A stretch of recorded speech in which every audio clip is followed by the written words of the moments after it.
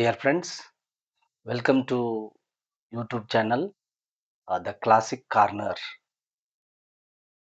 This YouTube channel is completely related to English grammar classes, spoken English classes, and the study of English literature. ಆ, ಇಂದಿನ ತರಗತಿಗೆ ಎಲ್ಲರಿಗೂ ಸ್ವಾಗತವನ್ನು ಕೋರ್ತಾ ಆ, ಮೊದಲನೇದಾಗಿ ನಾವು ಹೇಳಿದ ಹಾಗೆ we start the class with vocabulary development. We have taken one topic now, that is verb. Okay, verb ಅನ್ನ 3 ಫಾರ್ಮ್ದಲ್ಲಿ ಪ್ರಾಕ್ಟೀಸ್ ಮಾಡ್ತಾ ಹೋಗುದು. ಈ ವರ್ಬ್ ಪಾರ್ಟ್ ಅನ್ನ ತಗೊಂಡಿನಿ ನಾ ಈಗ ವೊಕ್ಯಾಬ್ಯುಲರಿ ಡೆವಲಪ್ಮೆಂಟಿಗೆ.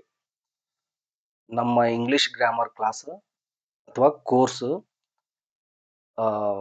3 ಭಾಗಗಳಲ್ಲಿ ನಡೀತದ. First one vocabulary, second one grammar, third part composition. ಇದರ ಜೊತೆಗೇನೆ ಸೈಮಲ್ಟೇನಿಯಸ್ಲಿ ನಾನು ಇಂಗ್ಲಿಷ್ ಅನ್ನ ಹೇಗೆ ಮಾತಾಡಬೇಕು ಅನ್ನೋದ್ರ ಬಗ್ಗೆ ಹೇಳ್ಕೋತಾ ಹೋಗ್ತೀವಿ. ಅಂದ್ರೆ ಕನ್ನಡದ ಮೂಲಕ ಇಂಗ್ಲಿಷ್ ಅನ್ನ ಮಾತಾಡುವುದು ಹೇಗೆ, ಇಂಪೆಕೆಬಲ್ ಇಂಗ್ಲಿಷ್ ಅಂತೀವಿ. ಬರೀ ಇಂಗ್ಲಿಷ್ ಮಾತಾಡೋದಂದ್ರ ಕಮ್ಯುನಿಕೇಶನ್ಗೆ ಸಲುವಾಗಿ ಮಾತ್ರ ಅಲ್ಲ, ನಾವು ಎಲ್ಲಾ ತರದ ಸೆಂಟೆನ್ಸ್ ಗಳನ್ನ ಮಾತಾಡಕ್ ಗ್ರಾಮೆಟಿಕಲಿ. ನಾವು ಯಾಕ ಈ ಮೆಥಡ್ ಅನ್ನ ಅಡಾಪ್ಟ್ ಮಾಡ್ಕೊಳ್ಬೇಕಂತಂದ್ರೆ, ಈ ಇದನ್ನ ಈ ರೀತಿ ನಾವು ಕಲಿತ್ರೆ ಗ್ರಾಮೆಟಿಕಲ್ ಆಗಿನೂ ಮಾತಾಡ್ತೀವಿ, ನಮ್ಮ ಕಾಂಪಿಟೇಟಿವ್ ಎಕ್ಸಾಮ್ಗೂ ಹೆಲ್ಪ್ ಆಗುತ್ತೆ. ನಾ ಹೇಳಿದಾಗೆ ಇಂಥ ಒಂದು ಸ್ಟೇಜ್ ನಲ್ಲಿ ನಾವು ನಮ್ಮ ಮಾತೃಭಾಷೆಯ ಮೂಲಕವೇ ಏನು ಈ ಇಂಗ್ಲಿಷ್ ಅನ್ನ ಕಲಿಬೇಕು. ಇಲ್ಲದೆ ಇದ್ರೆ ನನ್ನ ಪ್ರಕಾರ ಅದು ಕಲಿಲಿಕ್ಕೆ ಸಾಧ್ಯ ಆಗುವುದಿಲ್ಲ. ಫಾರ್ ಎಕ್ಸಾಂಪಲ್, ನಿಮ್ಮ ಮುಂದೆನೇ ಇದೆ ಸಾಕಷ್ಟು ಕೋಚಿಂಗ್ ಸೆಂಟರ್ಸ್, ಸಾಕಷ್ಟು ಸ್ಪೋಕನ್ ಇಂಗ್ಲಿಷ್ ಕ್ಲಾಸಸ್ ಅನ್ನ ಕಂಡಕ್ಟ್ ಮಾಡ್ತಾರೆ. 1 ತಿಂಗಳಲ್ಲಿ ಇಂಗ್ಲಿಷ್ ಕಲಿಯಿರಿ, 1 ತಿಂಗಳಲ್ಲಿ ಹೋಗಿದಾವ, ಈಗ 1 ವಾರದಲ್ಲಿ ಕಲಿಯಿರಿ, 1 ತಾಸಿನಲ್ಲಿ ಕಲಿಯಿರಿ ಅಂತ ಈ ತರ ಹೇಳ್ತಿರ್ತಾರೆ. ಅದು ಜಗತ್ತಿನ ಯಾವ ಮಹಾ ಪಂಡಿತನಿಗೂ ಇನ್ನೊಬ್ಬರಿಗೆ ಇನ್ನೊಂದು ಭಾಷೆಯನ್ನ ಇನ್ನೊಬ್ರು ಕಲ್ಸಕ್ ಆಗುದಿಲ್ಲ. ಇದನ್ನ ತಿಳ್ಕೊಂಡ್ಬಿಟ್ರಿ, ಇನ್ಕ್ಲೂಡಿಂಗ್ ಮೀ. ನಾವು ಅದನ್ನ ಕಲಿಬೇಕಂತಂದ್ರೆ ಹೇಳೋರು ಏನ್ ಹೇಳ್ಬೇಕಂತಂದ್ರೆ ಹಿಂಗ ಮಾತಾಡಕ ಸ್ಟಾರ್ಟ್ ಮಾಡ್ಬೇಕು. ಸಜೆಷನ್ ಕೊಡೋದಷ್ಟೇ, ನಾನು ಇನ್ನು ಇಂಗ್ಲಿಷ್ ಮಾತಾಡಿಸ್ತೀನಿ ಅನ್ನೋದು ಅದು ದೊಡ್ಡ ಮೂರ್ಖತನ. ಆದ್ರೆ ಟೀಚ್ ಮಾಡೋರು ಏನ್ ಸಜೆಷನ್ ಕೊಡ್ತಾರಲ್ಲ, ಅದು ಬಹಳ ಇಂಪಾರ್ಟೆಂಟ್. ಆ ಸಜೆಷನ್ ಅನ್ನ ಅಡಾಪ್ಟ್ ಮಾಡ್ಕೊಳ್ಬೇಕು.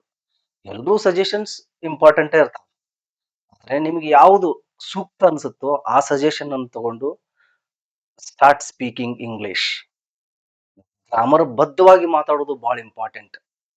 ನಾ ಮೊದಲಿನ ವಿಡಿಯೋದಲ್ಲಿ ಹೇಳಿನಿ, ನಮ್ಮ ಗುರುಗಳು ಏನ್ ಹೇಳ್ತಿದ್ರಂದ್ರೆ, ನಾನು ಮಾತನಾಡುವಂತ ಇಂಗ್ಲಿಷ್ ಗ್ರಾಮರ್ ಬದ್ಧವಾಗಿ ಕನ್ನಡದಲ್ಲಿ ಆಗ್ಬೇಕಂತ.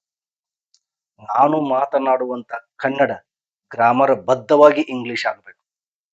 ಅಂದಾಗ ಮಾತ್ರ ನಾವು ಇಂಗ್ಲಿಷ್ ಲ್ಯಾಂಗ್ವೇಜ್ ಅನ್ನ ಕಲ್ತೀವಿ ಅಂತ ಅರ್ಥ.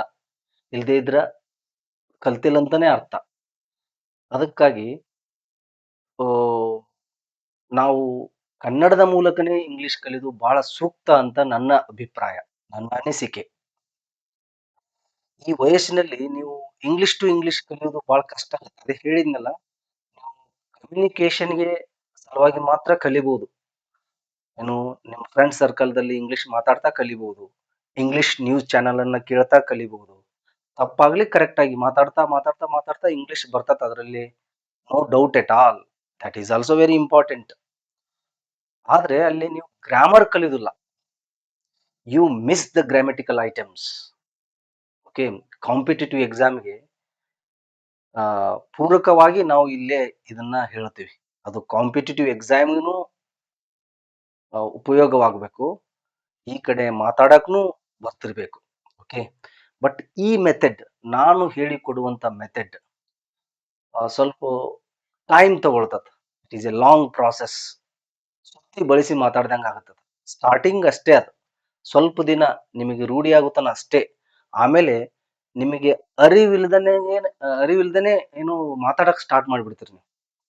ಓಕೆ, ನೀವು ಮನಸ್ಸಿನಲ್ಲಿ ಅನ್ಕೊಳ್ತಿರ್ಬೋದು, ಏನ್ರಿ ಇಂಗ್ಲಿಷ್ ಮಾತಾಡಕ್ ಕಲಿಸ್ತೀನ್ರಿ, ಇಂಗ್ಲಿಷ್ ಗ್ರಾಮರ್ ಕಲಿಸ್ತೀನಿ ಅಂತೀರಿ, ಕನ್ನಡದಲ್ಲೇನೆ ಮಾತಾಡ್ತೀರಲ್ರಿ ಅಂತ ನಿಮ್ಮ ಮನಸ್ಸಿನಲ್ಲಿ ಬರ್ತಿರ್ತದ. ಅದು ಸಹಜವಾಗಿ. ಇದೇ ನನ್ನ ಉದ್ದೇಶ, ಕನ್ನಡದ ಮೂಲಕ ಇಂಗ್ಲಿಷ್ ಅನ್ನ ಮಾತಾಡ್ಸೋದು.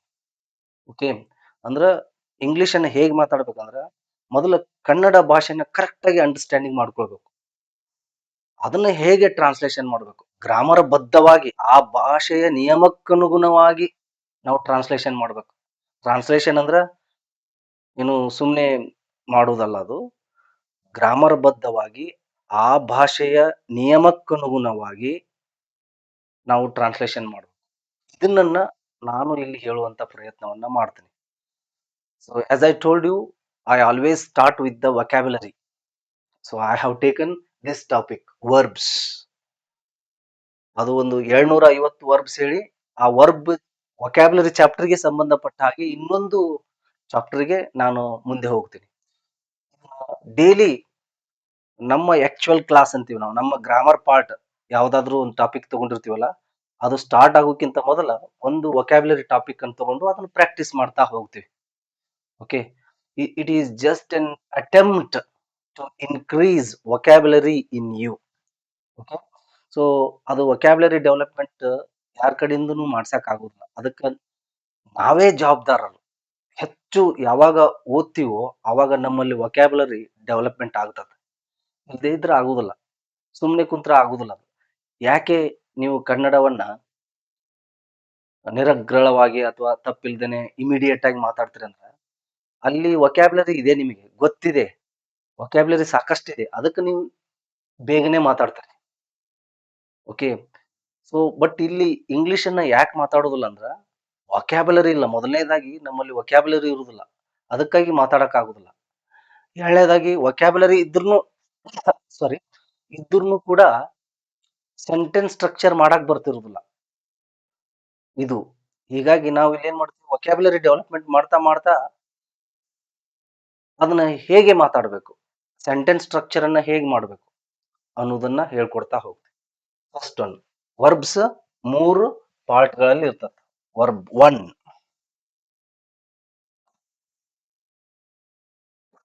ವರ್ಬ್ 1 ಅಂತೀವಿ, ವರ್ಬ್ 2 ಅಂತೀವಿ, ವರ್ಬ್ 3 ಅಂತೀವಿ.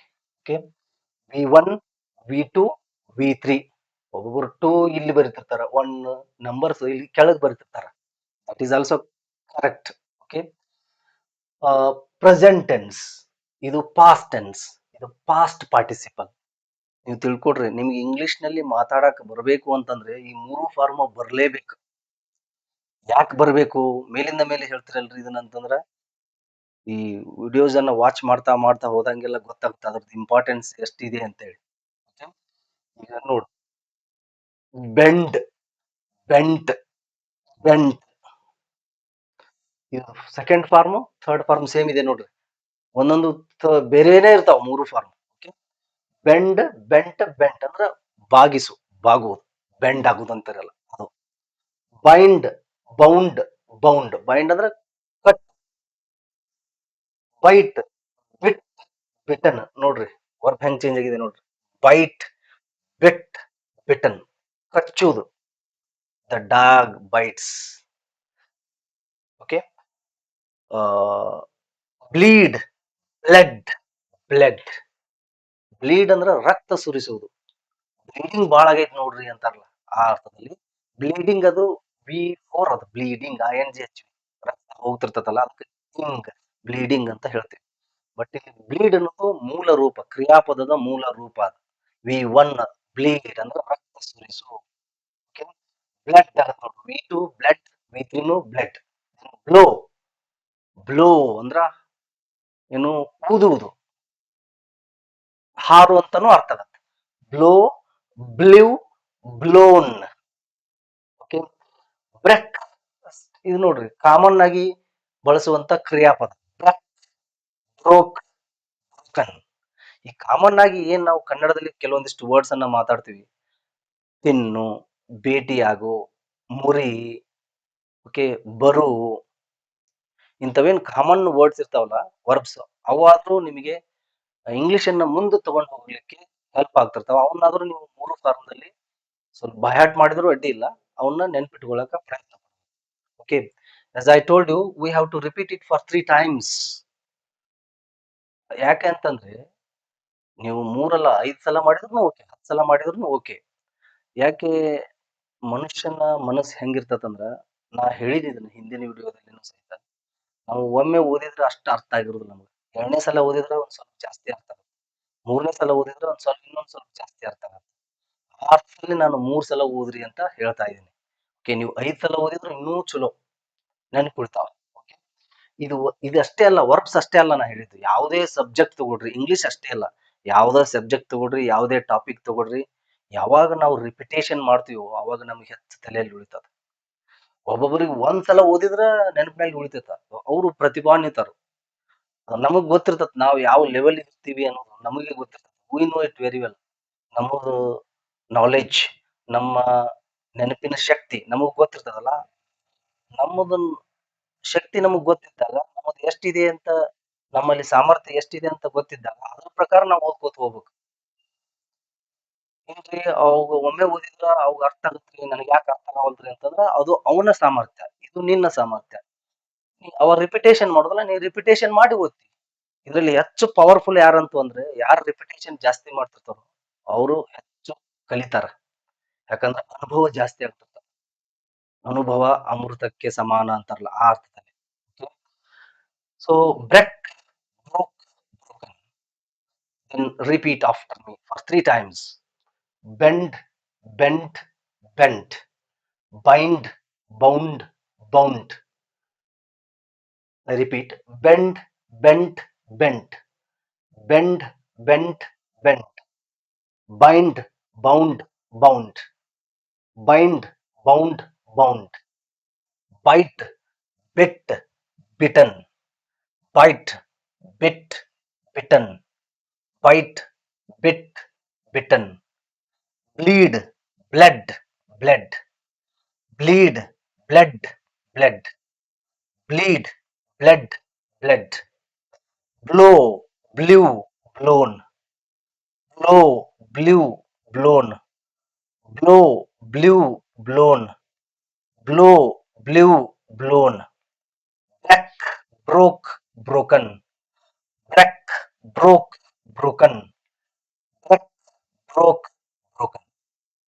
ಈ ತರ 3 ಟೈಮ್ಸ್ ರಿಪೀಟ್ ಮಾಡ್ಬೇಕು.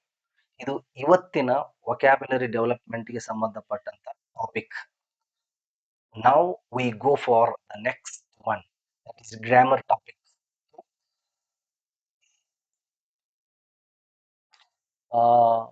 We were discussing tense ಅನ್ನ ಡಿಸ್ಕಷನ್ ಮಾಡ್ತಾ ಇದ್ವಿ. ಟೆನ್ಸ್ ಎಷ್ಟದಾವ? ಟೋಟಲ್ 15 ಅದಾವ. Okay, present tense, past tense, future tense, ಇವು 3 ಮೇನ್ ಆಗಿ. ಇವುಗಳ ಅಂಡರ್ದಲ್ಲಿ 4 ಇರ್ತಾವ. ಪ್ರೆಸೆಂಟ್ ಟೆನ್ಸ್ ದಲ್ಲಿ 4, ಪಾಸ್ಟ್ ಟೆನ್ಸ್ ದಲ್ಲಿ 4, ಫ್ಯೂಚರ್ ಟೆನ್ಸ್ ದಲ್ಲಿ 4. ಟೋಟಲ್ ಆಗಿ 12 + 3 15 ಟೆನ್ಸಸ್. ನಾ ಹೇಳಿದ್ದೆ, ನಾವು ಏನೇ ಮಾತಾಡ್ಲಿ, ನಾ ಟೆನ್ಸಿಗೆ ಸಂಬಂಧಪಟ್ಟ ಹಾಗೆ ಮಾತ್ರ ಮಾತಾಡ್ತೀನಿ. ಏನೇ ಮಾತಾಡ್ಲಿ, ಒಂದ್ ಸೆಂಟೆನ್ಸ್ ಮಾತಾಡಿದ್ವಿ ಅಂತಂದ್ರೆ ಟೆನ್ಸಿಗೆ ಸಂಬಂಧಪಟ್ಟ ಹಾಗೆ ಸೆಂಟೆನ್ಸ್ ಮಾತಾಡ್ತೀವಿ ಅಂತಂದ್ರೆ ಇವೇ 15 ಸೆಂಟೆನ್ಸ್ ನಲ್ಲಿ ಮಾತಾಡ್ತಿರ್ತೀವಿ. ಟೆನ್ಸ್ ನಲ್ಲಿ ಮಾತಾಡ್ತಿರ್ತೀವಿ. ಇವೇ 15 ಟೆನ್ಸ್, ಮತ್ತೆ ಬೇರೆ ಯಾವ ಟೆನ್ಸ್ ನಲ್ಲಿ ಮಾತಾಡ್ತಾ ಇರೋದು. ಓಕೆ, ನಮ್ಮ ಕನ್ನಡ ಸೆಂಟೆನ್ಸ್ ನ ಮಾತಾಡಿದ್ರೆ ಇದೇ 15 ಟೆನ್ಸ್ ಗಳಲ್ಲಿ ಮಾತಾಡ್ತಿರ್ತೀವಿ ನಾವು. ಅದಕ್ಕಾಗಿ ಇಂಗ್ಲಿಷ್ ಮಾತಾಡಕ್ ಬರ್ಬೇಕು, ಅಥವಾ ಟೆನ್ಸ್ ಅಥವಾ ಗ್ರಾಮರ್ದಲ್ಲಿ ನಾವು ಪರ್ಫೆಕ್ಟ್ ಆಗ್ಬೇಕಾಗಿತ್ತು ಅಂತಂದ್ರೆ ಇದು ನೋಡ್ರಿ, ಮಾತಾಡಕ್ನು ಬರ್ಬೇಕು, ಗ್ರಾಮರ್ದಲ್ಲಿನೂ ಪರ್ಫೆಕ್ಟ್ ಆಗ್ಬೇಕು. ಆ ರೀತಿಯಾಗಿ ಹೋಗ್ಬೇಕು ನಾವು. ಈಗ ಏನು ಅಂತಂದ್ರೆ, ನಾನು ಮಾತನಾಡುವಂತ ಕನ್ನಡದ ವಾಕ್ಯ ಈ 15 ಟೆನ್ಸ್ ಗಳಲ್ಲಿ ಯಾವುದು ಅಂತ ನಿಮ್ಗೆ ಗೊತ್ತಾಗಬೇಕು. ಓಕೆ, ಸೊ ಅದಕ್ಕೆ ಪ್ರಾಸೆಸ್ ಅದಾವ, ಹೇಳ್ತೀನಿ. ಒಂದು 7-8 ಪ್ರಾಸೆಸ್ ಅದಾವ. ಆ ಪ್ರಾಸೆಸ್ ಅನ್ನ ನೆನಪಿಟ್ರಿ ಅಂತ no doubt at all you will learn to speak English. ನೀವು ಇಂಗ್ಲಿಷ್ ಅನ್ನ 100% ಮಾತಾಡ್ತೀರಿ. ಅದು ಮೊದಲೇ ಹೇಳ್ತೀನಿ, ಸ್ವಲ್ಪ ಲೇಟ್ ಆಗುತ್ತೆ, ಪ್ರಾಕ್ಟೀಸ್ ಮಾಡ್ಬೇಕಾಗುತ್ತೆ. ಅದು 3 ತಿಂಗಳು ಹೋಗ್ಬೋದು, 4 ತಿಂಗಳು ಹೋಗ್ಬೋದು. ಬಟ್ ನೀವು ಬಿಟ್ರಂದ್ರ 1 ವರ್ಷ ಆದ್ರೂ ಕಲ್ತಿರೋದಿಲ್ಲಲ್ಲ, ಅದು ಬಹಳ important. Okay.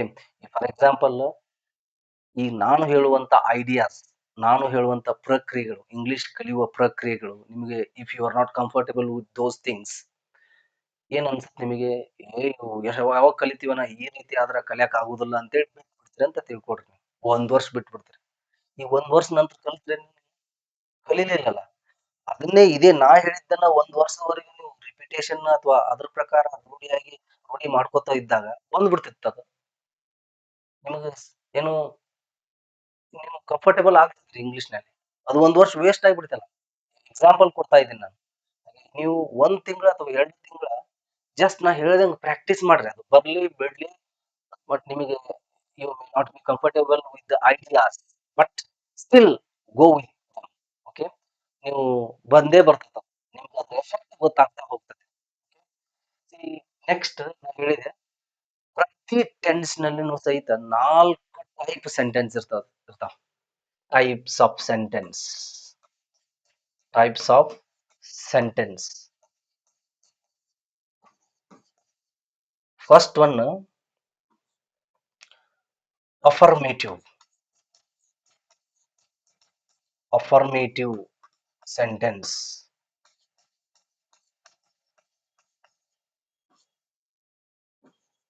Second one, negative sentence.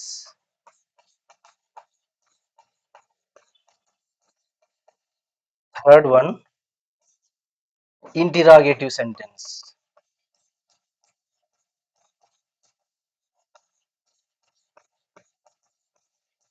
Then fourth one, negative interrogative sentence.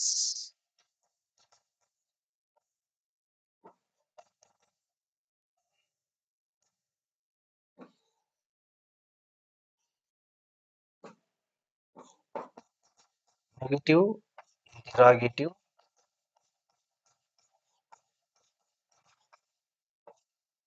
sentence.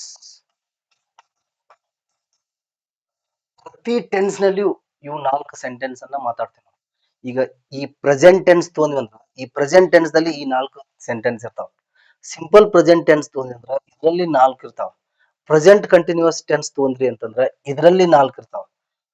Present perfect tense ತಗೊಂಡ್ರಂದ್ರ ಇದರಲ್ಲಿ ಪ್ರೆಸೆಂಟ್ ಪರ್ಫೆಕ್ಟ್ ದಲ್ಲಿ ಈ 4 ಸೆಂಟೆನ್ಸ್ ಇರ್ತಾವ.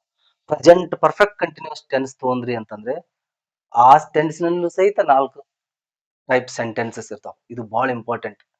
ಓಕೆ. ಈಗ ಪ್ರೆಸೆಂಟ್ ನಲ್ಲಿ ಟೆನ್ಸ್ ನಲ್ಲಿ ಅಷ್ಟೇ ಈ 4 ಸೆಂಟೆನ್ಸ್ ಅದಾವ. ಅಂಡ್ ಅಂಡರ್ ದಲ್ಲಿ ಪ್ರೆಸೆಂಟ್ ಟೆನ್ಸ್ ಅಂಡರ್ ದಲ್ಲಿ ಬರುವಂತ ಉಳಿದ 4 ಟೆನ್ಸ್ ಗಳಲ್ಲಿನೂ 4 ಇರ್ತಾವ. ಅಂದ್ರೆ ಒಂದು ಟೆನ್ಸ್ ನಲ್ಲಿ 20 ಸೆಂಟೆನ್ಸ್ ಅನ್ನ ಇರ್ತಾವ ಅಂತ ಅರ್ಥ. 20 ಸೆಂಟೆನ್ಸ್ ಅನ್ನ ಮಾತಾಡ್ತೀವಿ ಒಂದು ಟೆನ್ಸ್ ನಲ್ಲಿ. ಹಾಗೆ ಪಾಸ್ಟ್ ಟೆನ್ಸ್ ದಲ್ಲಿ 20, ಫ್ಯೂಚರ್ ಟೆನ್ಸ್ ದಲ್ಲಿ 20, 60 ಸೆಂಟೆನ್ಸ್ ಗಳನ್ನ ನಾವು ಮಾತಾಡ್ತೇವೆ. ಇದೇ 60 ಸೆಂಟೆನ್ಸ್ ಗಳಲ್ಲಿ ನಾವು ಕನ್ನಡ ಮಾತಾಡ್ತೇವೆ. ಓಕೆ. ಬೇರೆ ಯಾವ ಸೆಂಟೆನ್ಸ್ ನಲ್ಲಿನೂ ಮಾತಾಡ್ತೀವಿ. ಅದನ್ನ ಮುಂದಿನ ಟಾಪಿಕ್ ನಲ್ಲಿ ಅಥವಾ ಮುಂದೆ ಬಂದಾಗ ಹೇಳ್ತೀನಿ ನಾನು. ಬಟ್ ಈ ಟೆನ್ಸಿಗೆ ಸಂಬಂಧಪಟ್ಟಾಗ ಹೇಳ್ತಾ ಇದ್ದೀನಿ ನಾನು. ಅದಕ್ಕೆ ಕನ್ಫ್ಯೂಷನ್ ಆಗಬಾರ್ದು ನೀವು. ಬೇರೆ ಪುಸ್ತಕವನ್ನ ಅಥವಾ ಬೇರೆ ಬರೆದಿದ್ದ ನೋಟ್ಸ್ ಅನ್ನ ಅಥವಾ ಬೇರೆ ಯೂಟ್ಯೂಬ್ ಕೇಳಿ ನೀವು ಇಲ್ಲಿ ಬಂದು ನೀವು ಈ ಕ್ಲಾಸ್ ಅನ್ನ ನೋಡ್ತಾ ಇದ್ರೆ ನಿಮ್ಗೆ ಕನ್ಫ್ಯೂಷನ್ ಆಗ್ತದ. ಅದು ಅವ್ರು ಹಂಗ್ ಹೇಳಿದ್ರು, ಇವ್ರು ಹಿಂಗ್ ಹೇಳಿದ್ರು, ಇವ್ರು ಹಿಂಗ್ ಹೇಳಕತ್ತಾರ ಅಂತ ಅನ್ಕೊಂಡ್ರೆ ಪ್ರಾಬ್ಲಮ್ ಆಗತ್ತದ. ನಿಮ್ಗೆ ಇದನ್ನ ಕೇಳಕ್ ಇಷ್ಟ ಆಗೋದಿಲ್ಲ. ಇದನ್ನ ಕೇಳ್ರಿ ನೀವು. ಈ ಕೋರ್ಸ್ ಮುಗಿಸೋತನ ಒಂದು 100ಕ್ಕಿಂತ ಹೆಚ್ಚು ವಿಡಿಯೋಸ್ ಆಗ್ತಾವೆ. ಕೇಳ್ರಿ, ಸರಿಯಾಗಿ ನೋಡ್ರಿ. ಆಮೇಲೆ ಕಂಫರ್ಟೇಬಲ್ ಆಯ್ತು, you continue with these things. Otherwise ನಿಮ್ಗೆ ಯಾರ್ದು ಚಲೋ ಆಗುತ್ತೋ, ಯಾರ್ದು ನಿಮಗೆ ಕಂಫರ್ಟೇಬಲ್ ಇದೆಯೋ ಅದನ್ನ ನೋಡಿ ಕಲಿಬಹುದು. ಏನು at the end of the day ಏನ್ ಮಾಡ್ಬೇಕು, ನಿಮ್ಗೆ ಬರ್ಬೇಕು ಇಂಗ್ಲಿಷ್ನಾಗ ಮಾತಾಡಕ. ನಿಮ್ಗೆ ಯಾರದೇ ಕಂಫರ್ಟೇಬಲ್ ಆಗ್ಲಿ. Okay, that is important. Okay. C, ನಾವು ಯಾವುದೇ ಟೆನ್ಸ್ ತಗೊಂಡ್ರೆ ಅದರಲ್ಲಿ 4 ವಾಕ್ಯಗಳು ಇರ್ತಾವ. ಓಕೆ. ಪ್ರೆಸೆಂಟ್ ಟೆನ್ಸ್ ಟೋಟಲ್ ಆಗಿ 5 ಅದಾವ. ಈ ಪ್ರೆಸೆಂಟ್ ಟೆನ್ಸ್ ಹಿಡ್ಕೊಂಡು ಅದ ಈ ಪ್ರೆಸೆಂಟ್ ಟೆನ್ಸ್ ಸೇರಿ 5 ಅದಾವ. 5 4 20 ಅಂದ್ರೆ ಪ್ರತಿ ಟೆನ್ಸ್ ನಲ್ಲಿ 4.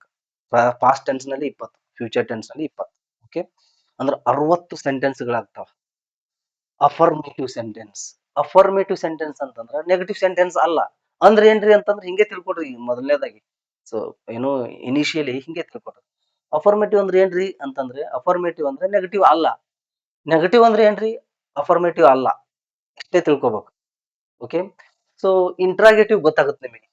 ಕ್ವಶನ್ ಮಾರ್ಕ್ ಇರ್ತದ, ಪ್ರಶ್ನಾರ್ಥಕ ವಾಕ್ಯ. ಕ್ವಶನ್ ಅನ್ನ ಮಾಡ್ತೀರಿ ನೀವು. ಫಸ್ಟ್ ಗೆ ಹೆಲ್ಪಿಂಗ್ ವರ್ಬ್ ಬರ್ತದೆ ಇಲ್ಲಿ. ಕ್ವಶನ್ ದಲ್ಲಿ ಎರಡು ತರದ type sentence question sentence related ಇರ್ತಾವ. ಅಂದ್ರೆ ಒಂದು ಡಬ್ಲ್ಯೂ ಎಚ್ ಕ್ವಶನ್, ಒಂದು yes or no type question. That is ಏನು ಡಿಫರೆಂಟ್ ಟಾಪಿಕ್. ಈಗ ನೋಡ್ರಿ, affirmative sentence, negative sentence, interrogative sentence.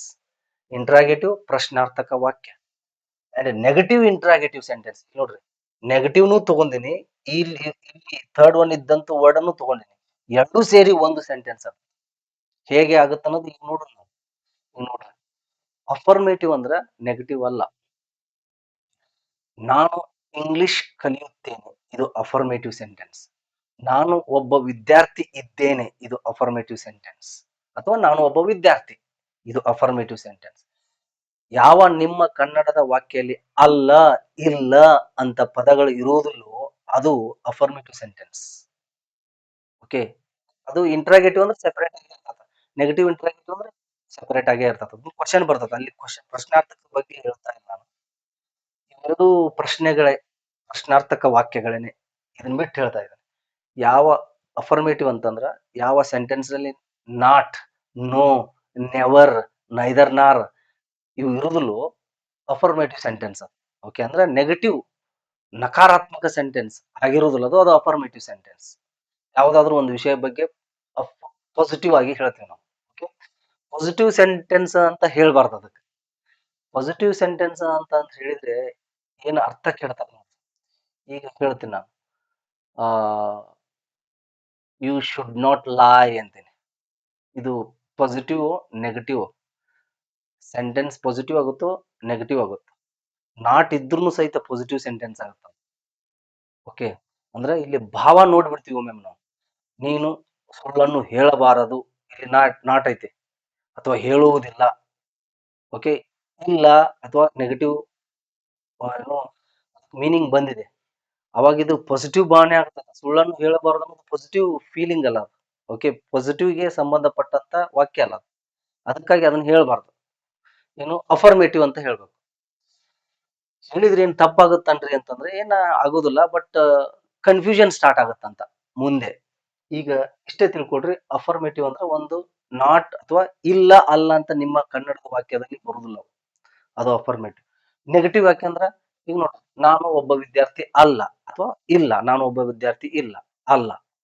ನಾನು ಇಂಗ್ಲಿಷ್ ಕಲಿಯುತ್ತೇನೆ ಅಂತ ಅಂದಿನಿ ಅಫರ್ಮೇಟಿವ್ ದಲ್ಲಿ, ನಾನು ಇಂಗ್ಲಿಷ್ ಕಲಿಯುವುದಿಲ್ಲ, ಅಲ್ಲ, ಕಲಿಯುವುದಿಲ್ಲ, ಇಲ್ಲ, ಇಲ್ಲ, ಇದು ನೆಗೆಟಿವ್ ಸೆಂಟೆನ್ಸ್. ಓಕೆ. ಪ್ರತಿ ಟೆನ್ಸ್ ನಲ್ಲಿನೂ, ಈ ಟೆನ್ಸ್ ನಲ್ಲಿ 4 ಇರ್ತಾವಲ್ಲ, ಈ ಪ್ರೆಸೆಂಟ್ ಟೆನ್ಸ್ ನಲ್ಲಿ ಇವು 4 ಇರ್ತೀವಿ, ಇವು ಮಾತಾಡ್ತೀವಿ ನಾವು. ಈ ಪ್ರೆಸೆಂಟ್ ಟೆನ್ಸ್ ನಲ್ಲಿ ಮಾತಾಡ್ತೀವಿ ನೋಡ್ರಿ, ನಾನು ಒಬ್ಬ ವಿದ್ಯಾರ್ಥಿ, ನಾನು ಒಬ್ಬ ವಿದ್ಯಾರ್ಥಿ ಅಲ್ಲ, ನಾನು ಒಬ್ಬ ವಿದ್ಯಾರ್ಥಿಯೇ, ನಾನು ಒಬ್ಬ ವಿದ್ಯಾರ್ಥಿ ಅಲ್ಲವೇ ಅಥವಾ ಇಲ್ಲವೇ, 4 ಬಂದು ನೋಡ್ರಿ. ನಾನು ಒಬ್ಬ ವಿದ್ಯಾರ್ಥಿ, ಓನ್ಲಿ ಪ್ರೆಸೆಂಟ್ ಟೆನ್ಸ್ ತಗೊಂಡಿ ನಾನು. ಪ್ರೆಸೆಂಟ್ ಟೆನ್ಸ್ ಇದನ್ನ ಡೀಟೇಲ್ ಆಗಿ ಕಲಿತೀವಿ ನಾವು. ನೆಕ್ಸ್ಟ್ ಈಗ ಇಂಟ್ರೊಡಕ್ಷನ್ ಪಾರ್ಟ್ ಅಷ್ಟೇ ತಗೊಳ್ತಾ ಇದ್ದೀನಿ ನಾನು, ಮೊದಲು ಒಂದು 4-5 ವಿಡಿಯೋ. ಆಮೇಲೆ ಪ್ರೆಸೆಂಟ್ ಟೆನ್ಸ್ ದಿಂದ ಆ ಟೆನ್ಸ್ ಹೆಂಗಿರ್ತತ, ಅದರ ವಾಕ್ಯಗಳು ಕನ್ನಡದಲ್ಲಿ ಹೆಂಗಿರ್ತಾವ ಅನ್ನೋದನ್ನ ನೋಡ್ಕೋತ, ಡಿಟೇಲ್ ಆಗಿ ನೋಡ್ಕೋತ ಹೋಗುದು. ಪ್ರೆಸೆಂಟ್ ಟೆನ್ಸ್ ದಲ್ಲಿ 4 ಪ್ರೆಸೆಂಟ್ ಟೆನ್ಸ್ ವಾಕ್ಯ ಹೇಳ್ತೀನಿ ನಾನು. ನಾನು ಒಬ್ಬ ವಿದ್ಯಾರ್ಥಿ, ನಾನು ಒಬ್ಬ ವಿದ್ಯಾರ್ಥಿ ಅಲ್ಲ, ನಾನು ಒಬ್ಬ ವಿದ್ಯಾರ್ಥಿಯೇ, ನಾನು ಒಬ್ಬ ವಿದ್ಯಾರ್ಥಿ ಅಲ್ಲವೇ. ಓಕೆ. ನಾನು ಒಬ್ಬ ವಿದ್ಯಾರ್ಥಿ, ಇಲ್ಲಿ ಅಲ್ಲ, ಇಲ್ಲ, ಇಲ್ಲ. ನಾನು ಒಬ್ಬ ವಿದ್ಯಾರ್ಥಿ ಅಲ್ಲ ಅಥವಾ ಇಲ್ಲ, ನೆಗೆಟಿವ್. ಇಲ್ಲ, ಅಲ್ಲ ಐತೆ, ನೆಗೆಟಿವ್. ನಾನು ಒಬ್ಬ ವಿದ್ಯಾರ್ಥಿಯೇ, ಐ ಆಮ್ ಕ್ವಶನಿಂಗ್, ಕೇಳ್ತಾ ಇದ್ದೀನಿ. ನಾನು ಒಬ್ಬ ವಿದ್ಯಾರ್ಥಿಯೇ, ನೀನು ಒಬ್ಬ ವಿದ್ಯಾರ್ಥಿಯೇ, ಅವನು ಒಬ್ಬ ವಿದ್ಯಾರ್ಥಿಯೇ. ನೋಡಿ, ಪ್ರಶ್ನೆಯನ್ನು ಮಾಡ್ತಾ ಇದ್ದೀನಿ ನಾನು. ಬರೀ ಒಂದು ಸೆಂಟೆನ್ಸ್ ಹೇಳ್ತಾ ಇಲ್ಲ, ನೆಗೆಟಿವ್ ಹೇಳ್ತಾ ಇಲ್ಲ, ಪ್ರಶ್ನಾರ್ಥಕ ವಾಕ್ಯ ಅದು. ಆದ್ರೆ ಇಲ್ಲಿ ಹೆಲ್ಪಿಂಗ್ ವರ್ಬ್ಸ್ ಮೊದಲು ಬರ್ತದೆ. ಅಂಡ್ ನೆಗೆಟಿವ್ ಇಂಟ್ರಾಗೇಟಿವ್ ಹಂಗೆ ಇದೆ, ನಾನು ಒಬ್ಬ ವಿದ್ಯಾರ್ಥಿ ಅಲ್ಲವೇ ಅಥವಾ ನಾನು ಒಬ್ಬ ವಿದ್ಯಾರ್ಥಿ ಇಲ್ಲವೇ. ಯಾಕೆ ಇದಕ್ಕೆ ನೆಗೆಟಿವ್ ಇಂಟ್ರಾಗೇಟಿವ್ ಅಂತಾರಂದ್ರೆ ಇಲ್ಲಿ ಎರಡೂ ಇದೆ ನೋಡ್ರಿ. ನಾನು ಒಬ್ಬ ವಿದ್ಯಾರ್ಥಿ ಅಲ್ಲ ಅಂತೀರಿ, ಅಲ್ಲ ಬಂತಿಲ್ರಿ ಅದ್ರೊಳಗ, ಅಲ್ಲವೇ ಕ್ವಶನ್ ಮಾಡ್ತಾ ಇದ್ರಿ. ಅದಕ್ಕೆ ಇದಕ್ಕೆ ನೆಗೆಟಿವ್ ಇಂಟ್ರಾಗೇಟಿವ್ ಅಂತ ಕರೀತಾರೆ. You may call it as interrogative negative also. ಇದನ್ನ ಮೊದಲು ತರಬೇಕು, ರೂಢಿಯಾಗಿ ಇದನ್ನ ಮೊದಲು ಹೇಳ್ತಾರ, ಅದಕ್ಕ ನಾವು ಹೇಳ್ಬಹುದಾಗಿ ಉಲ್ಟಾನು ಹೇಳ್ಬೋದು. ಇಂಟ್ರಾಗೇಟಿವ್ ನೆಗೆಟಿವ್ ಸೆಂಟೆನ್ಸ್ ಅಂದ್ರೂ ಓಕೆ. ಓಕೆ, ಈಗ ನೋಡ್ರಿ ಎರಡು ಅದಾವ ಅದರಲ್ಲಿ. ನಾನು ಒಬ್ಬ ವಿದ್ಯಾರ್ಥಿ ಅಲ್ಲವೇ. ಇದನ್ನೇ ಇನ್ನೊಂದು ನೋಡ್ರಿ, ಸಿಂಪಲ್ ಪ್ರೆಸೆಂಟ್ ಟೆನ್ಸ್ ನಲ್ಲಿ ತಗೊಂತೀನಿ. ನಾವು ಈಗ ಇಂಗ್ಲಿಷ್ ಕಲಿಯುತ್ತೇವೆ, ಅಫರ್ಮೇಟಿವ್ ಸೆಂಟೆನ್ಸ್. ನಾವು ಈಗ ಇಂಗ್ಲಿಷ್ ಕಲಿಯುವುದಿಲ್ಲ, ನೆಗೆಟಿವ್ ಸೆಂಟೆನ್ಸ್. ನಾವು ಈಗ ಇಂಗ್ಲಿಷ್ ಕಲಿಯುತ್ತೇವೆಯೇ, ಇಂಟ್ರಾಗೇಟಿವ್ ಸೆಂಟೆನ್ಸ್. ನಾವು ಈಗ ಇಂಗ್ಲಿಷ್ ಕಲಿಯುವುದಿಲ್ಲ, ನೆಗೆಟಿವ್. ಕಲಿಯುವುದಿಲ್ಲವೇ, ಇಂಟ್ರಾಗೇಟಿವ್. ಎರಡೂ ಇದೆ ನೋಡ್ರಿ, ಒಂದೇ ಸೆಂಟೆನ್ಸ್ ನಲ್ಲಿ ಎರಡೂ ಹೇಳ್ತಾ ಇದ್ರಿ ನೀವು. ಅಲ್ಲ ಇಲ್ಲ ಅಂತ ಪದಗಳನ್ನು ಬಳಸ್ತಾ ಇದ್ದೀರಿ, ಅದನ್ನ ಕ್ವಶನ್ ಅನ್ನು ಮಾಡ್ತಾ ಇದ್ದೀರಿ, ಪ್ರಶ್ನೆಯನ್ನು ಕೇಳ್ತಾ ಇದ್ದೀರಿ. ಅದಕ್ಕ ನೀವು 4 ತರದ ಸೆಂಟೆನ್ಸ್ ಇರ್ತಾವ ಪ್ರತಿಯೊಂದು ಟೆನ್ಸ್ ನಲ್ಲಿನೂ ಸಹಿತ. ಯಾವುದೇ ಟೆನ್ಸ್ ತಗೊಳ್ರಿ, ಈ ಪ್ರೆಸೆಂಟ್ ಪರ್ಫೆಕ್ಟ್ ಟೆನ್ಸ್ ಒಂದು ತಗೊಳ್ತೀನಿ, ಕನ್ನಡದಲ್ಲಿ ಹೇಳ್ತಾ ಇದ್ದೀನಿ. ಕನ್ನಡದಲ್ಲಿ 4 ತರದ ಮಾತಾಡ್ತೀರಿ, ಅದಕ್ಕೆ ಇಂಗ್ಲಿಷ್ ನಲ್ಲಿ 4 ಇರ್ತಾವ. ಈಗ ನೋಡ್ರಿ, ನಾವು ಇಂಗ್ಲಿಷ್ ಕಲಿತಿದ್ದೇವೆ, ಪ್ರೆಸೆಂಟ್ ಪರ್ಫೆಕ್ಟ್ ಟೆನ್ಸ್. ನಾವು ಇಂಗ್ಲಿಷ್ ಕಲಿತಿಲ್ಲ. ನಾವು ಇಂಗ್ಲಿಷ್ ಕಲಿತಿದ್ದೇವೆಯೇ, ನಾವು ಇಂಗ್ಲಿಷ್ ಕಲಿತಿಲ್ಲವೇ. ಯಾವುದೇ ಟೆನ್ಸ್ ತೋಡ್ರಿ, ಅಂದ್ರೆ ಅವ 15 ಟೆನ್ಸ್ ನಲ್ಲಿ 4 ವಾಕ್ಯಗಳು ಬರ್ತಾವ. ನೀವು ಇಂಗ್ಲಿಷ್ ಮಾತಾಡ್ಬೇಕಾದ್ರ ತಿಳ್ಕೊಬೇಕು. ನಾ ರಿಪೀಟೆಡ್ಲಿ ಹೇಳ್ತಿರ್ತೀನಿ, ಬರೆಸ್ತೀನಿ, ಅದನ್ನ ಪ್ರಾಸೆಸ್ ಬರೆಸ್ತೀನಿ. ಅವು ಏನು ಐಡಿಯಾಸ್ ಏನ್ ಮಾಡ್ಬೇಕು. ನಾವೊಂದು ಕನ್ನಡ ವಾಕ್ಯವನ್ನ ಮಾತಾಡ್ತೀನಿ, ಈಗ ಅದನ್ನ ಇಂಗ್ಲಿಷ್ ನಲ್ಲಿ ಹೆಂಗ್ ಮಾತಾಡ್ಬೇಕು ಅನ್ನೋದನ್ನ ಕೆಲವೊಂದಿಷ್ಟು ಪಾಯಿಂಟ್ಸ್ ಬರ್ಸ್ತೀನಿ. ಆ ಪಾಯಿಂಟ್ಸ್ ನೆನಪಿಟ್ಕೊಂಡು ಆ ತರದ ಪ್ರಕಾರ ನೀವು ಮಾತಾಡ್ಬೇಕು. ಆ ಪಾಯಿಂಟ್ಸ್ ಅನ್ನ ನೆನಪು ಮಾಡ್ಕೊಂಡು according to those points you have to speak English. You will speak English ನೋಡ್ರಿ. ಸೊ ಈಗ ಹೇಳಿದ್ ನಾನು, ಪ್ರತಿ ಟೆನ್ಸ್ ನಲ್ಲಿ 4 ಇರ್ತಾವ. ಟೋಟಲ್ ಆಗಿ 60 ಸೆಂಟೆನ್ಸ್. ಈಗ ಇಂಗ್ಲಿಷ್ ಮಾತಾಡ್ಬೇಕಾದ್ರೆ ಏನ್ ಮಾಡ್ಬೇಕು ಅಂತಂದ್ರೆ, ಮೊದಲನೇದಾಗಿ ನನ್ನ ಕನ್ನಡದ ವಾಕ್ಯವನ್ನ ಕರೆಕ್ಟ್ ಆಗಿ ನಾನು ತಿಳ್ಕೋಬೇಕು. ನಾನು ಒಂದು ಕನ್ನಡ ವಾಕ್ಯವನ್ನ ಮಾತಾಡಿನಿ, ಈ 60 ವಾಕ್ಯಗಳಲ್ಲಿ ಅದು ಯಾವುದು, ಅಥವಾ 15 ಟೆನ್ಸ್ ಗಳಲ್ಲಿ ಅದು ಯಾವುದು ಅಂತ ನಿಮ್ಗೆ ಗೊತ್ತಾಗಬೇಕು. ಓಕೆ, ನೀವು ಪ್ರೆಸೆಂಟ್ ಪರ್ಫೆಕ್ಟ್ ಕಂಟಿನ್ಯೂಸ್ ಟೆನ್ಸ್ ಮಾತಾಡಿದ್ರೆ, ಫಾರ್ ಎಕ್ಸಾಂಪಲ್, ನಾವು 10 ವರ್ಷಗಳಿಂದ ಇಂಗ್ಲಿಷ್ ಕಲಿಯುತ್ತಿದ್ದೇವೆ, ಇದು ಪ್ರೆಸೆಂಟ್ ಪರ್ಫೆಕ್ಟ್ ಕಂಟಿನ್ಯೂಸ್ ಟೆನ್ಸ್. ಈ ಕನ್ನಡದ ವಾಕ್ಯ ಯಾವ ಟೆನ್ಸ್ ನಲ್ಲಿ ಇದೆ ಇದು ಅನ್ನೋದು ನಿಮಗೆ ಗೊತ್ತಾಗಬೇಕು. ಯಾವ ಟೆನ್ಸ್ ನಲ್ಲಿ ಇದೆ ಮೊದಲನೇದಾಗಿ, ಆಮೇಲೆ ಆ ಟೆನ್ಸ್ ನಲ್ಲಿ ಯಾವ ವಾಕ್ಯದಲ್ಲಿ ಇದೆ. ಅಫರ್ಮೇಟಿವ್ ಇದೆಯೋ, ನೆಗೆಟಿವ್ ಇದೆಯೋ, ಇಂಟ್ರಾಗೇಟಿವ್ ಇದೆಯೋ, ನೆಗೆಟಿವ್ ಇಂಟ್ರಾಗೇಟಿವ್ ಇದೆಯೋ, ದಿಸ್ ಮ್ಯಾಟರ್ಸ್. ಓಕೆ, ಇದು ಬಂತಿಲ್ಲ ಬಂದ್ಬಿಡ್ತದ. ಆದ್ರೆ ಯಾಕೆ ನಮಗೆ ಇಂಗ್ಲಿಷ್ ಕಲಿಯೋದು ಲೇಟ್ ಆಗ್ತಾ ಇದೆ ಅಂತಂದ್ರೆ, ಮಾತಾಡಕ ಕಂಫರ್ಟೇಬಲ್ ಆಗ್ತಾ ಇದೆ ಅಂತಂದ್ರೆ, ನಾವು ಕನ್ನಡವನ್ನು ಗ್ರಾಮೆಟಿಕಲ್ ಮಾತಾಡ್ತಾ ಇರೋದು, ಬಹಳ ನೈಸರ್ಗಿಕವಾಗಿ, ಬಹಳ ಸಹಜವಾಗಿ ನಮ್ಮ ಜೀವನಗಳನ್ನ ನಮ್ಮ ಮಾತೃಭಾಷೆಯಲ್ಲಿ ಬಳಸ್ತೀವಿ ನಾವು. ನೆನಪು ಮಾಡ್ಕೊಳ್ಳೋದಿಲ್ಲ ನಾವು. ಓ, ಈಗ ತಿದ್ದೇನೆ ಅನ್ಬೇಕು, ಏನು ತಿಲ್ಲವೇ ಅನ್ಬೇಕು, ಹೋಗುವೇನೋ ಅನ್ಬೇಕೆ, ಏನನ್ನೋದು ಹಂಗ್ ನೆನಪು ಮಾಡ್ಕೊಂಡು ಮಾತಾಡ್ತಿರ್ತೀವಿ. ಸಾಂದರ್ಭಿಕವಾಗಿ ಕರೆಕ್ಟ್ ಕನ್ನಡ ವಾಕ್ಯವನ್ನ ಮಾತಾಡ್ತಿರ್ತೀವಿ. ಓಕೆ, ಈಗ ಫಾರ್ ಎಕ್ಸಾಂಪಲ್, ನಾವು 10 ವರ್ಷಗಳಿಂದ ಇಂಗ್ಲಿಷ್ ಕಲಿಯುತ್ತಿದ್ದೇವೆ ಅಂತ ಅಂದೆ.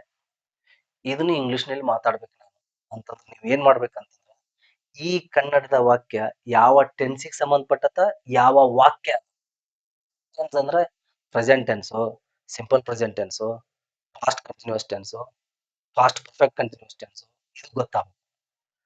ಅದು ಗೊತ್ತಾಗಬೇಕಾದ್ರೆ ಏನ್ ಮಾಡ್ಬೇಕು ಅನ್ನೋದು ಮತ್ತೆ ಹೇಳ್ತೀನಿ, ಅದು ಹೆಂಗ್ ಗೊತ್ತು ಮಾಡ್ಕೊಳ್ಳೋದು ಅಂತೇಳಿ.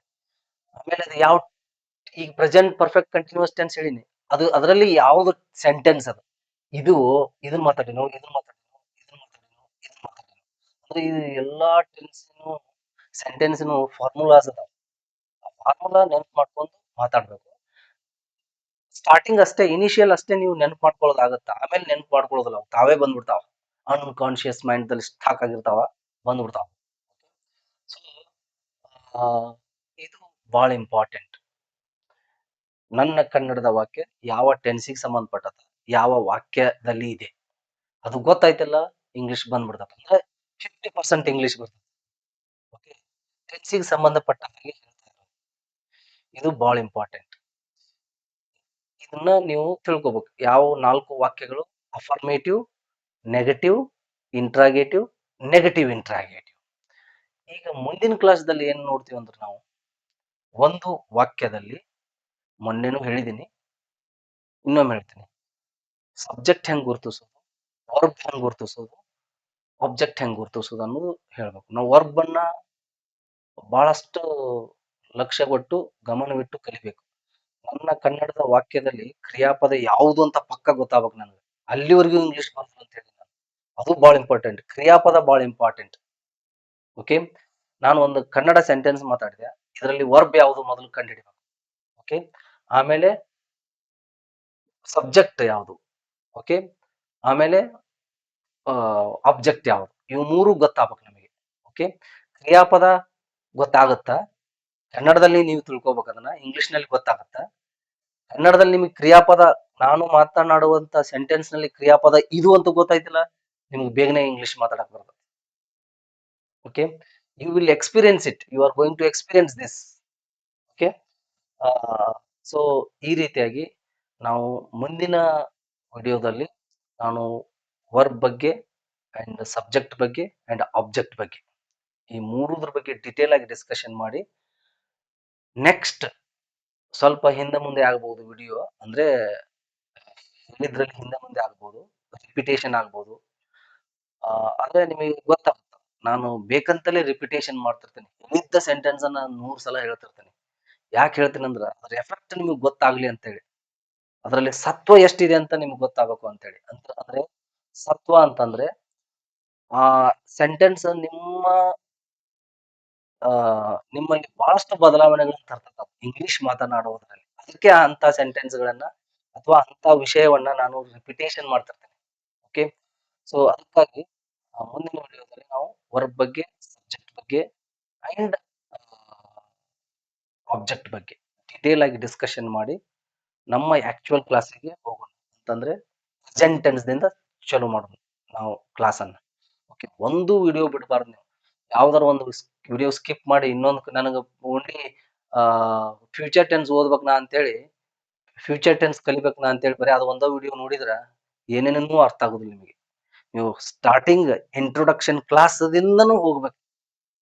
ಓಕೆ, ಅಂದಾಗ ಮಾತ್ರ ಈ ನನ್ನ ಮಾತುಗಳು ನಿಮಗೆ ಅರ್ಥ ಆಗ್ತವೆ. ಇಲ್ಲದೇ ಇದ್ರೆ ಅರ್ಥ ಆಗಕ್ ಸಾಧ್ಯನೇ ಇಲ್ಲ ಅವು. ನೀವು ಇವ್ರೇನು ಬರೀ ಕನ್ನಡ ಮಾತಾಡ್ಕೊತ ಹೋಗ್ತಾರ, ನಾವ್ ಯಾವಾಗ ಇಂಗ್ಲಿಷ್ ಕಲಿಯೋ ಅಂತೇಳಿ ಇದನ್ನೇ ಹೇಳ್ಕೊತ ಮಾತಾಡ್ಕೋತ ವಿಚಾರ ಮಾಡ್ಕೊತ ಹೋಗ್ಬಿಡ್ತಾರೆ. ಸೊ ಅದಕ್ಕಾಗಿ ದಯವಿಟ್ಟು ಮೊದಲನೇ ವಿಡಿಯೋದಿಂದ ಲಾಸ್ಟ್ ಕೊನೆಯ ವಿಡಿಯೋವನ್ನ ನೀವು ಯಾವ್ಯಾವ ಟೈಮ್ ಸಿಗ್ತತ್ತ ಅವಾಗ ನೋಡ್ರಿ, ನಿಮ್ಗೆ ಅದರ ಎಫೆಕ್ಟ್ ಗೊತ್ತಾಗ್ತದೆ. ಇಂಗ್ಲಿಷ್ ಇಷ್ಟು ಈಜಿ ಇದೆಯಾ ಮಾತಾಡೋದು, ಕನ್ನಡದ ಮೂಲಕ ಇಂಗ್ಲಿಷ್ ಇಷ್ಟು ಈಜಿ ಇದೆಯಾ ಮಾತಾಡೋದು ಅಂತ ನಿಮ್ಮ ಅರಿವಿಗೆ ಬರ್ತದೆ. ಓಕೆ, ಓಕೆ ಫ್ರೆಂಡ್ಸ್, ಇದರೊಂದಿಗೆ ಈ ಇವತ್ತಿನ ತರಗತಿಯನ್ನ ಮುಗಿಸ್ತಾ ಇದ್ದೀನಿ. Thank you.